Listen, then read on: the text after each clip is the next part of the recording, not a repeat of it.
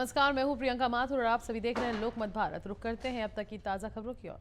मध्य प्रदेश के मुख्यमंत्री डॉक्टर मोहन यादव 15 मार्च को बुरहानपुर जिले के नेपानगर पहुंचेंगे। मुख्यमंत्री के आगमन को लेकर प्रशासन और जनप्रतिनिधियों ने तैयारियां शुरू कर दी हैं। नेपानगर विधायक मंजू दादू, कलेक्टर हर्ष सिंह और एसपी देवेंद्र पाटीदार सहित प्रशासनिक अधिकारी कार्यक्रम स्थल का निरीक्षण करने पहुंचे और व्यवस्थाओं का जायजा लिया। मुख्यमंत्री डॉक्टर मोहन यादव के 15 मार्च को नेपानगर आगमन को लेकर जिला प्रशासन पूरी तरह सक्रिय हो गया है। कार्यक्रम को लेकर नेपानगर विधायक मंजू दादू के साथ कलेक्टर हर्ष सिंह, पुलिस अधीक्षक देवेंद्र पाटीदार और अन्य अधिकारियों ने कार्यक्रम स्थल पर पहुंचकर व्यवस्थाओं का निरीक्षण किया। इस दौरान सुरक्षा व्यवस्था, मंच, आगमन की बैठने की व्यवस्था और अन्य जरूरी तैयारियों को लेकर अधिकारियों को आवश्यक दिशा निर्देश दिए गए। वहीं नेपानगर विधायक मंजू दादू ने मुख्यमंत्री के स्वागत को लेकर विशेष तैयारियों की बात कही। उन्होंने बताया कि मुख्यमंत्री डॉक्टर मोहन यादव के आगमन पर उनका स्वागत फूलों से किया जाएगा और कार्यक्रम स्थल पर फूलों की विशेष सजावट की जाएगी ताकि उनका भव्य स्वागत किया जा सके।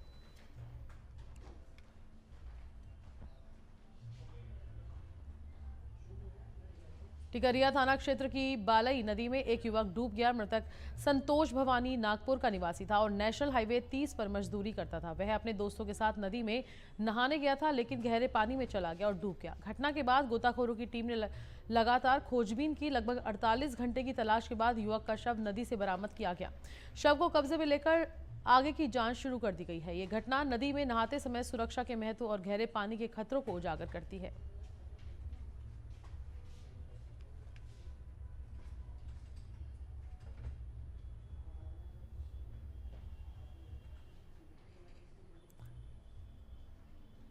शिक्षक पात्रता परीक्षा टीईटी 2026 को लेकर प्रदेश भर के शिक्षकों में नाराजगी बढ़ती जा रही है।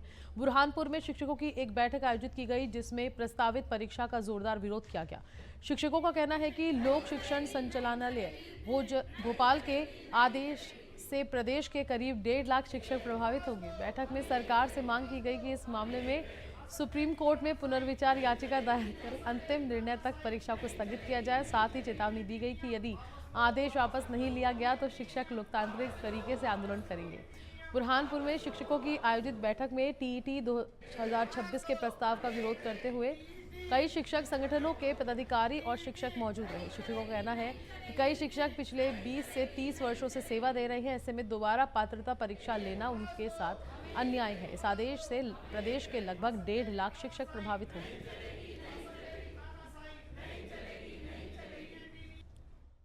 गत दिनों सुप्रीम कोर्ट में एक निर्णय हुआ है, जिसके तहत हमारे देश में जो 2011 से पूर्व नियुक्त शिक्षक थे, उनको शिक्षक पात्रता परीक्षा में सम्मिलित होना है और उनको अपनी योग्यता साबित करना है। जबकि हम हर साल अपने परीक्षा परिणाम से अपनी योग्यता साबित करते आए हैं और यदि किसी का रिजल्ट कम आता है तो सरकार उन्हें दंड भी देती है।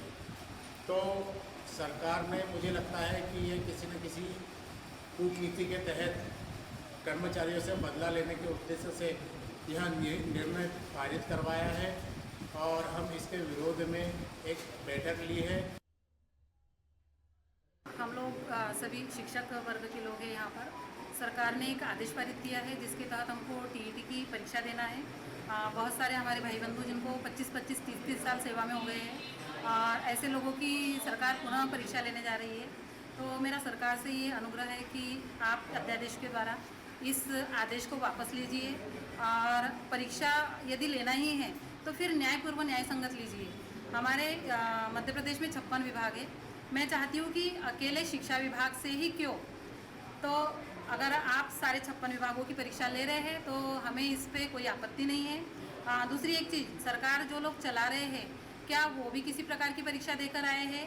यदि नहीं तो मैं चाहती हूँ कि पहले आप भी परीक्षा देकर एक नमूना प्रस्तुत कीजिए हमारे सामने। रीवा जिले के सोहगी थाना क्षेत्र में गुरुवार सुबह लगभग 4 बजे नेशनल हाईवे 30 पर एक गंभीर सड़क हादसा हुआ। छत्तीसगढ़ से लखनऊ जा रही यात्री बस हाईवे पर खड़े गिट्टी से लदे ट्रेलर के पीछे जाकर टकराई। टक्कर इतनी तेज थी कि बस का अगला हिस्सा पूरी तरह से क्षतिग्रस्त हो गया और बस में अफरा तफरी मच गई। हादसे में करीब आधा दर्जन यात्री घायल हुए। स्थानीय लोगों और सोहगी थाना पुलिस ने तुरंत घायलों को नजदीकी अस्पताल पहुंचाया। प्रारंभिक जांच में माना जा रहा है कि चालक की नींद की झपकी और अनियंत्रित बस के कारण ये हादसा हुआ। पुलिस ने मामला दर्ज कर कारणों की जांच शुरू कर दी है।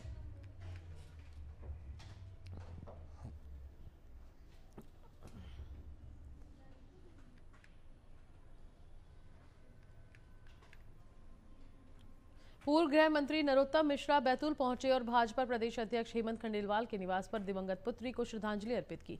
इस दौरान उन्होंने कहा कि दुख की इस घड़ी में हम सब हेमंत जी के साथ हैं। सरल और सहज स्वभाव के प्रदेश अध्यक्ष पर अचानक आए इस दुख ने परिवार और पार्टी में शोक की लहर पैदा कर दी है। मिश्रा की संवेदनशीलता इस समय हेमंत खंडेलवाल और उनके परिवार के लिए सांत्वना का संदेश है।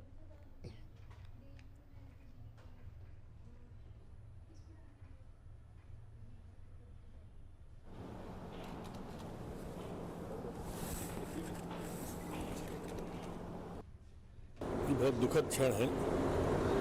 प्रिय बिटिया अपने बीच में कल कार्डियक अरेस्ट की वजह से असमय निधन हुआ, तो हमारे माननीय प्रदेश अध्यक्ष जी शोक संवेदना व्यक्त करने आया।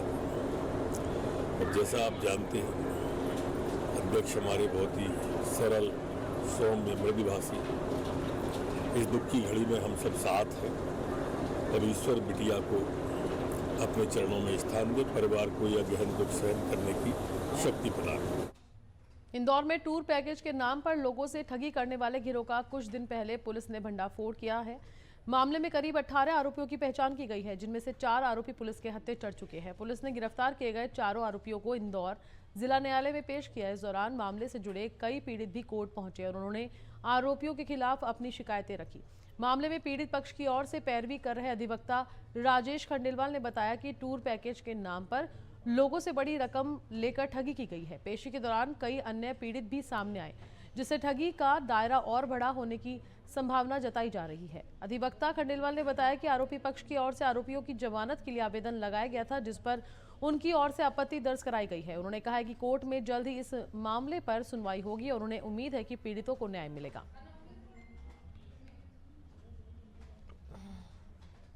अभी आपने देखा होगा टूर एंड ट्रेवल्स पर लंबे समय से उनके ऊपर लंबे टूर एंड ट्रेवल्स के फर्जी पैकेज देना और लुभावने ऑफर देकर इनको सयाजी में लोगों को बुलाया जाता था, जिसमें उनको फ्री डिनर दिया जाता था तथा वहां पर बुलाकर इनको जो हमारे पक्षकार थे राधा सोनी जी, उनको बुलाया गया था और साथ में उन्हें यह बताया गया कि हम आपको 35 दिन का टूर पैकेज देंगे और साथ में केवल 928 रुपए के अंदर आपको 4 दिन और 5 रातों का हमने इनको घूमने का पैकेज दिया था। जब इनने इनका क्रेडिट कार्ड उनको दिया तो उनने क्रेडिट कार्ड स्वैप करके 928 रुपए के नाम पे उनसे 92,800 रुपए की ठगी कर ली। तत्पश्चात हमने विभिन्न थानों में शिकायत की गई। हमने विजयनगर थाने में शिकायत पत्र दिया और भी जगह हमने शिकायत पत्र दिया।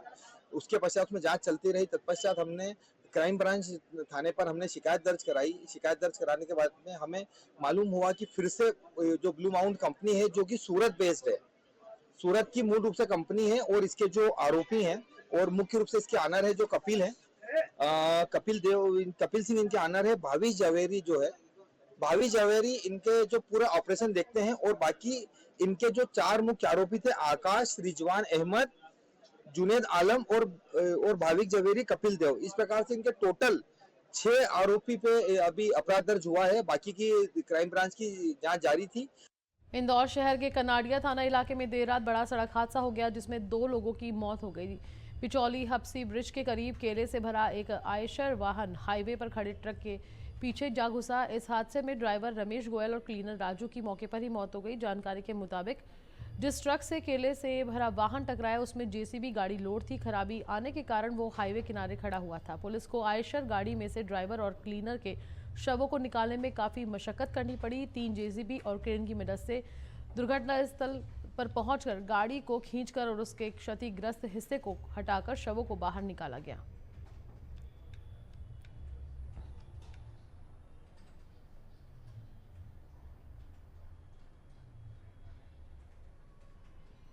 रीवा जिले की गढ़ पुलिस ने रात्रिकालीन वाहन चेकिंग के दौरान एक युवक को हिरासत में लिया। गढ़ थाना क्षेत्र के लाल गांव चौकी में बीती रात ब्लैक रंग के बिना नंबर प्लेट वाले थार वाहन को रोका गया। चालक सूरज सिंह निवासी सोनबरसा से पूछताछ की गई। तलाशी लेने पर उसके पास से 3 जिंदा कारतूस बरामद हुए। पुलिस के अनुसार सूरज सिंह गढ़ थाना क्षेत्र का शातिर बदमाश है और उसके खिलाफ मुंबई सहित गढ़ में NDPS अपराध दर्ज है। आरोपी लंबे समय से फरार चल रहा था। गिरफ्तार युवक को न्यायिक अभिरक्षा में पेश किया गया और उसे जेल भेज दिया गया। SDOP थियोंथर प्रतिभा मिश्रा ने मामले की पुष्टि की और कहा कि पुलिस अभियान रात्रिकालीन वाहन चेकिंग के तहत लगातार जारी रहेगा।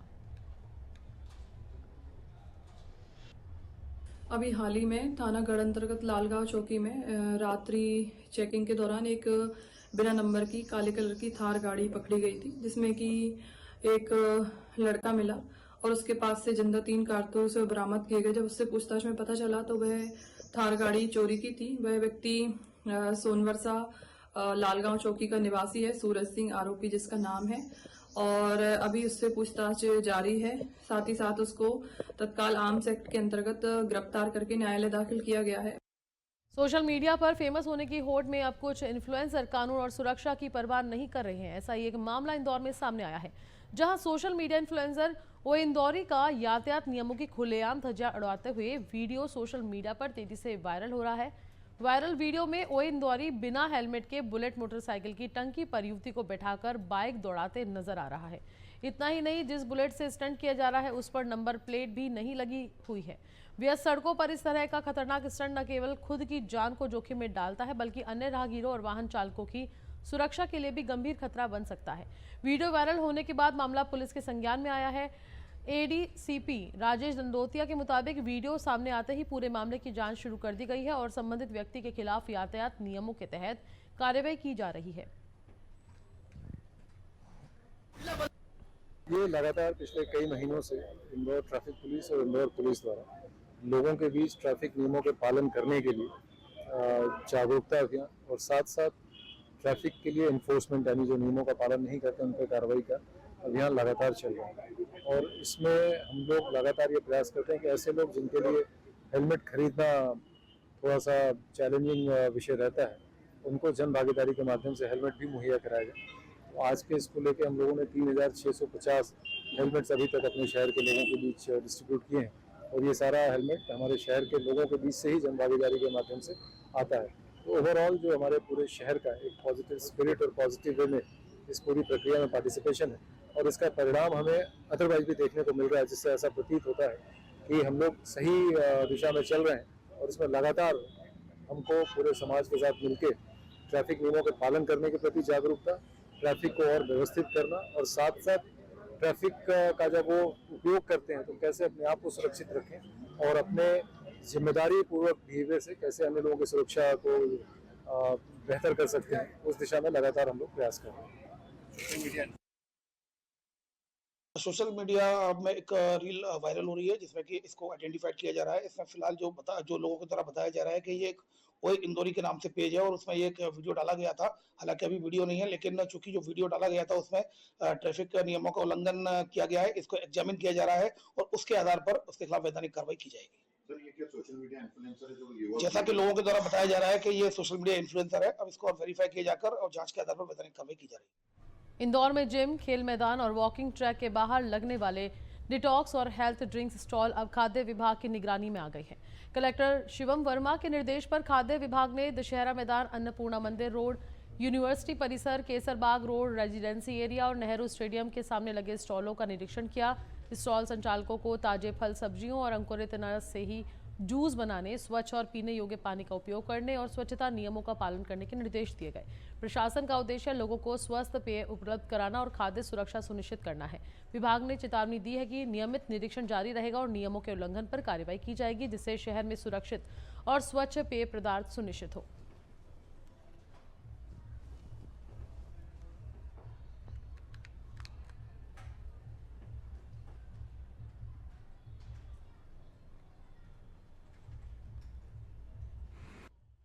जो कलेक्टर महोदय के जो निर्देश हैं कि गर्मियों में कुछ जूस और स्प्राउट्स और जैसे कि आम के जूस और सुबह मॉर्निंग के समय जो विभिन्न प्रकार के जूस बिकते हैं वो हाइजीनिक तरीके से बिकें और साफ स्वच्छ हों।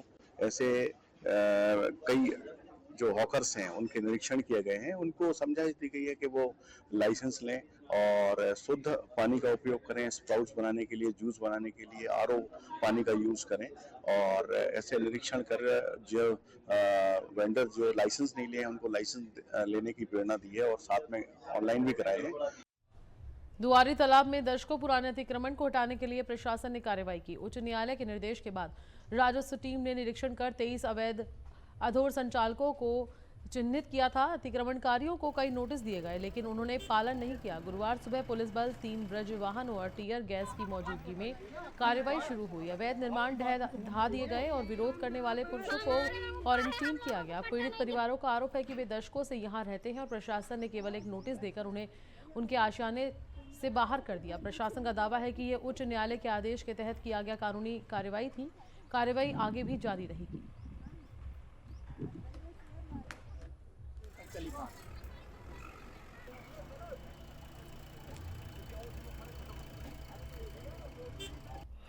तिवारी तालाब है, तो यहाँ पर कुछ अवैध संरचनाएं, लगभग 23 अवैध संरचनाएं बनी हुई थी।